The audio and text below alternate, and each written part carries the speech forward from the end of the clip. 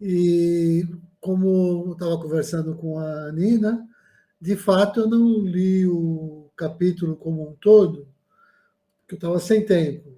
Mas sexta e sábado eu dediquei assim alguns minutinhos para dar uma escaneada no texto, né? E em função do trabalho que foi feito aqui no grupo, eu acho que se eu puder trazer alguma contribuição agora, é só essa ideia, né? Que é mostrar como tudo isso que nós discutimos dialoga com o nosso grupo. Então, eu quero trazer um pouco essa discussão aqui para o objeto principal do nosso grupo. Vou começar lembrando o que a Ani disse sobre a união dos contrários, ou seja, essa coisa do consciente e do inconsciente, que também é a ideia de aproximar ciência e arte, e também de aproximar ciência e espiritualidade, né? Então, como a Rita mencionou, a arte propicia mesmo esses encontros. Daí a importância do estudo do conteúdo simbólico na arte, que foi o tema principal que a Silvia desenvolveu.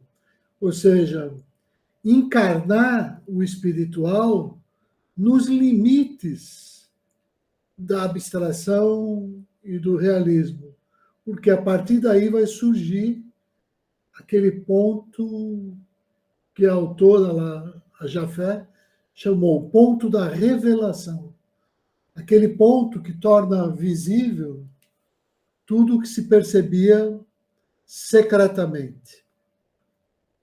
Pronto, feito esse preâmbulo, agora eu quero conversar, eu disse que ia provocar a Ani e tentar dar a minha contribuição. Então, porque eu vou começar desse ESG, né? O Environmental Sustainability Governance, que na época que eu atuava na área de ciência, isso não existia. Mas, olha que interessante, por alguma razão estranha, inconsciente, em mim, foi isso o que motivou a minha saída do ambiente corporativo. Eu pedi demissão da Monsanto com todas as custas por causa disso.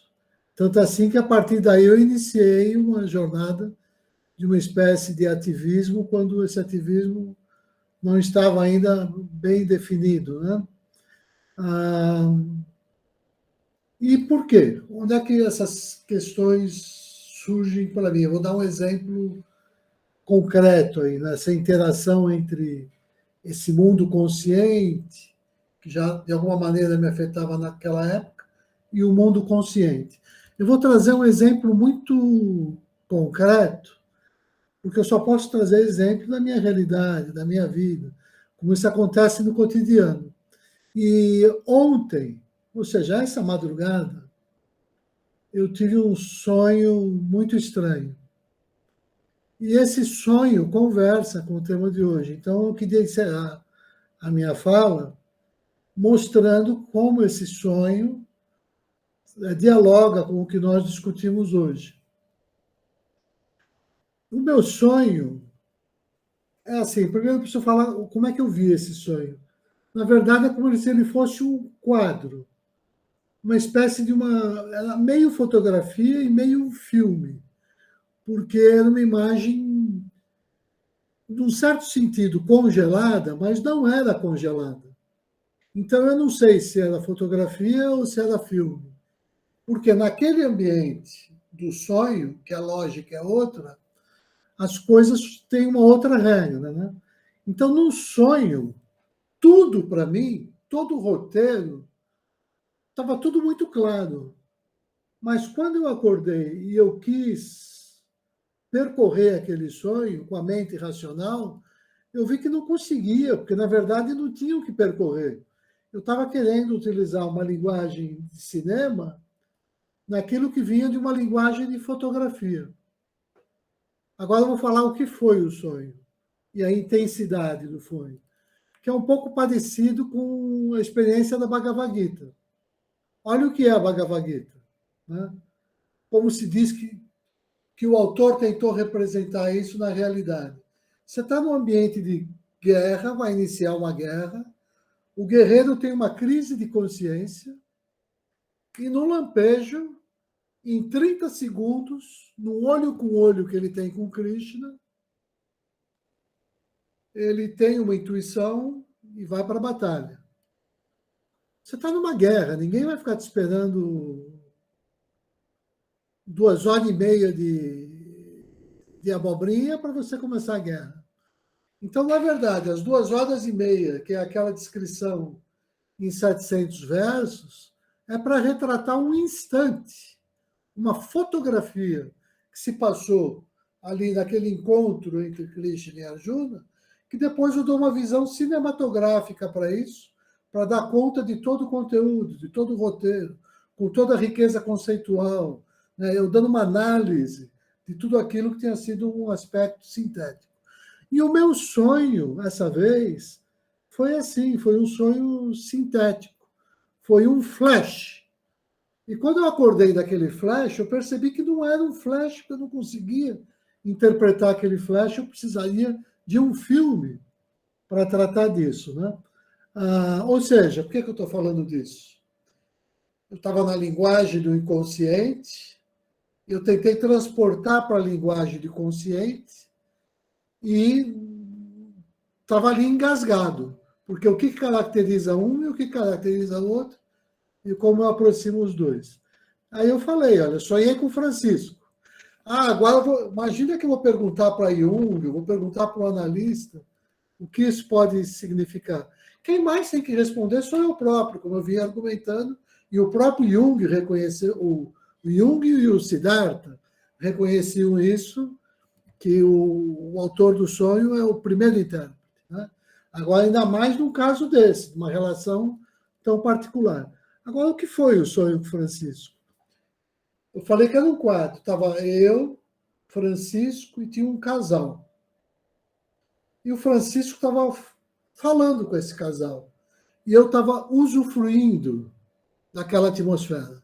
Eu estava me energizando, ou aproveitando daquele ambiente e também absorvendo algumas coisas, né? Mas eu não sei o que estava sendo falado, nem sei a energia que estava recebendo, é só isso. Eu estava ali me beneficiando daquilo.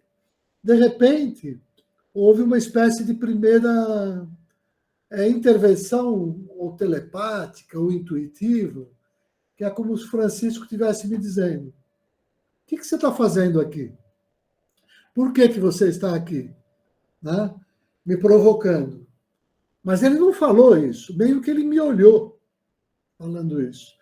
Aí eu olhei de volta e falei: o que você quer dizer? Eu não posso estar aqui? Você quer que eu saia daqui? Isso é uma coisa que é... Mas eu não falei nada disso. Eu olhei para ele, né? Ele falou: não, na verdade, eu estou tendo a conversa com esse casal, mas é claro que você pode estar aqui porque isso te interessa e te agrada, né? Mas, ao mesmo tempo, é como se o casal dissesse e eu também dissesse. Mas também é verdade que isso poderia ser uma conversa totalmente privada, do mesmo jeito que se Francisco estivesse falando comigo, eu não queria que alguém estivesse ouvindo. Então tem todo esse contexto, né? Mas aí Francisco disse: então, você está aqui e eu estou aqui para falar para esse casal que agora, nessa nova realidade, como foi manifestada e como foi construída em vida, e que eu faleci, vocês podem me invocar para operar milagre em suas vidas, né? Como algumas pessoas já vêm fazendo. Por exemplo, por que você não faz um pedido para alcançar a sua cura? Mas isso não foi falado. Eu não conseguia interpretar isso. Quando eu acordei, eu não conseguia. Era tudo junto, era simultâneo. Não era uma coisa que assim vai no linear do tempo que você consegue expressar o conceito. O sonho foi muito rápido, né? Mas aí é quando eu senti essa intuição, é como se eu respondesse para ele: muito obrigado, não quero. Não me interessa nenhum milagre e nem fazer nenhum pedido. Porque se eu não merecer isso sem pedir, por que eu vou pedir? E não preciso de favor nesse sentido, né? Agora, se isso vier porque Deus acha que eu mereço, que venha. Mas, ao mesmo tempo, eu sei que Francisco é meio como se ele estivesse olhando para mim, sorrindo, concordando e também entendendo que para algumas pessoas pedir é importante e para outras pessoas não é importante. E quando eu acordei de tudo isso, eu lembrei da cena e falei: eu vou escrever sobre isso. Eu falei: não tem como escrever, é impossível. O que foi o sonho? Eu não consigo. Não, mas ele falou isso, ele não falou nada. Tudo que eu falar aqui é mentira, porque não houve diálogo. Aí o que eu percebi é que na linguagem do inconsciente é a linguagem da fotografia. E a linguagem do consciente é tornar essa fotografia um filme. Então, no sonho, embora fosse só aquele flash, estava tudo muito claro, porque eu funcionava com intuições sintéticas. Mas quando eu acordei, eu não conseguia, com a mente racional, dar nenhum sentido para aquilo. Porque o consciente usa uma linguagem que é diferente da linguagem do inconsciente, que em meditação a gente quer aproximar, quer acordar, quer dominar pelo yoga, isso que é característico um pouco da linguagem do inconsciente. Então, qual é o sentido o que é um milagre, na verdade, né? O milagre é aquilo que no presente você ainda não consegue explicar racionalmente, mas um dia explicará, ainda que tenha uma explicação que envolva a atuação metafísica. Mas ela sempre. O milagre, na verdade, é só a medida da nossa ignorância, naquilo que eu não consigo explicar, e que um dia vai ter explicação. Então, aliás, esse era meu ponto de discordância de Francisco, porque ele fundou toda a instituição no conceito de milagre. O Instituto sede lá em Sergipe chama Edifício Milagres, né? Eu falava: Francisco, não existe palavra mais maltratada, né? Se eu pegar a TV hoje em dia e eu ver um pastor fazendo milagre o tempo todo e depois enviando a conta bancária, né? Eu sei que o que a gente menos precisa hoje em dia é falar dessas coisas irracionais, né? Mas que não tem nada a ver com o inconsciente nesse sentido quem está tratando aqui. Então, essa ideia de milagre, é óbvio, tem a ver com associação simbólica, né? E aí sim isso está ligado com a cura, eu não tenho nenhuma dúvida.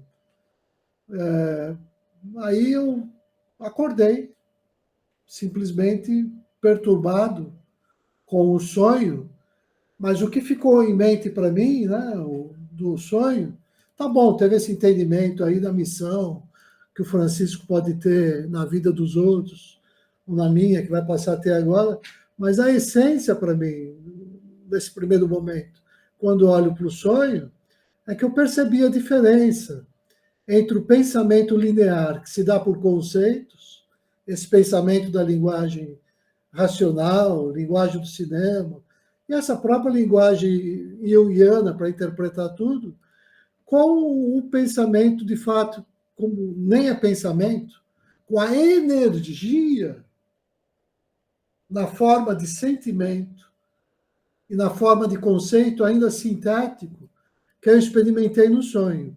E quando essa energia se materializa, ela vai dar origem ao pensamento e aí as explicações.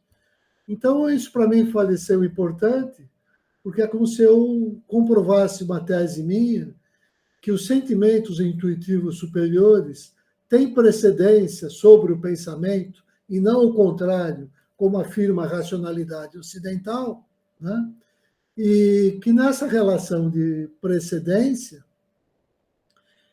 isso me ajuda a compreender melhor, inclusive, essa relação e aproximação do consciente e do inconsciente, e entender melhor um pouquinho que eu li desse capítulo, que mostra como isso é alcançado pelos artistas numa pincelada que paralisa num instante aquilo que não é um instante. Às vezes você está representando uma época, está representando um livro complexo, e você tem isso numa imagem que vale por 1 milhão de palavras. Então, quando eu acordei do sonho, eu acordei de uma imagem, mas uma imagem plena. Eu estava impregnado com aquela imagem. Mas eu falei, agora eu vou começar a elaborar, mas todas as minhas elaborações já eram traições, porque eu estava tentando explicar, mas tudo que eu explicava não dava conta do que tinha sido, era só um recorte, era só um resumo. E isso me faz entender um pouco o que é todo esse simbolismo que a gente tem entendido e essa recuperação que ele fala, até quando você vai coletar, sei lá, material que o oceano traz de volta, o lixo dos plásticos, e você ressignifica todas essas verdades para que isso fale de novo. Foi o exemplo que ela trouxe para falar da arte, né? Então, nesse sentido, o texto e a apresentação da Silvia sobre esse capítulo que eu não li, eu consigo referenciar um pouco com o objeto do nosso estudo, que é essa aproximação de ciência e espiritualidade. Aproximar ciência e espiritualidade nada mais quer dizer do que olhar para o mundo com o olhar do artista, fazer tudo com arte, essa é a verdadeira ciência. É exatamente porque nós não fazemos com arte que a nossa ciência é essa ciência suicida, egoísta, mesquinha, que está levando à extinção do planeta e aquecimento global. Essa das bombas, das guerras, das armas, da poluição dos rios, da destruição da natureza, é a ciência feita sem arte. Arte nesse sentido, de conversar com o espírito. Então, é óbvio que é nessa aproximação com a arte que está a salvação, inclusive da ciência, que é objeto do estudo. E chamar de arte é chamar de espiritualidade também, né? Nesse sentido.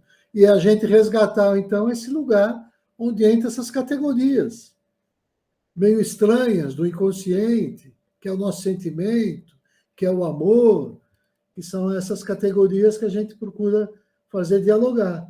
E que o Jung, aí eu concordo, é um pioneiro, porque quando ele começa a apontar nesses caminhos, e esse capítulo da arte aponta por aí, ele coloca numa linguagem que a ciência consegue reconhecer, para que a própria ciência acorde, se reinvente, se redefina desse seu caminho suicida que ela tomou, porque é afastada do coração, afastada dessa ideia da precedência, de deixar a mente, a razão, se iluminar pela luz do coração, mesmo não fazendo a ciência, né?